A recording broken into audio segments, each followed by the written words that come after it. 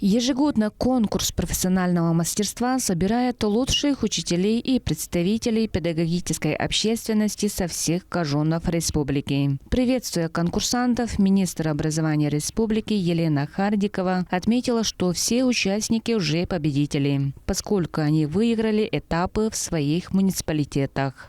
Я очень рада приветствовать вас на открытии регионального этапа конкурсов профессионального мастерства.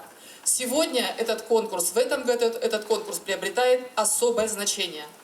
Мы его проводим в год педагога и наставника, в год народной сплоченности, в год 200-летия со дня рождения основоположника российской педагогики Константина Ушинского.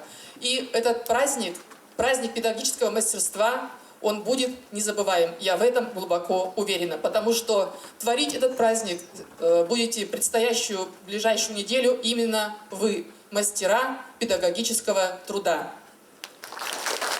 В течение всей недели в рамках конкурсов «Учитель года», «Воспитатель года», «Лучший педагог мужчина», «Лидер и наставник», «Директор года» всего компетенций 9. Работники сферы образования будут давать открытые уроки, встречаться на мастер-классах и решать педагогические задачи.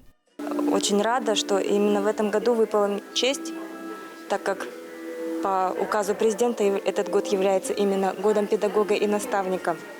Конкурс этот будет очень грандиозным в таком плане. Хочу пожелать своим коллегам, педагогам удачи в конкурсе, поменьше переживаний. И самое главное – это получить удовольствие и опыта. Победителю конкурса «Учитель года» будет вручено денежное поощрение в размере 1 миллион рублей, а победителю конкурса «Воспитатель года» – 500 тысяч рублей. Торжественная церемония закрытия состоится 8 апреля 2023 года. В этот день мы узнаем имена победителей всех 9 конкурсов профессионального мастерства. Алтынай Сай, Чайхан Дунгак, Пеликожак, Тува 24.